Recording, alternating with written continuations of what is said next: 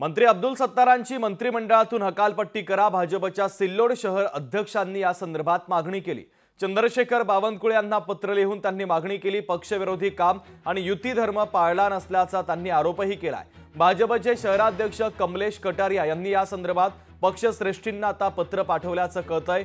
अब्दुल सत्तारांची मंत्रिमंडळातून हकालपट्टी करण्याची मागणी त्यांनी केली आहे। तर भाजपचे सिल्लोड शहराचे अध्यक्ष चंद्रशेखर बावनकुळे यांच्याकडे त्यांनी मागणी केली आहे। पत्र लिहित मागणी केली असून पक्षाच्या विरोधात सत्तारांनी काम केल्याचा गंभीर आरोप देखील त्यांनी केलेला आहे।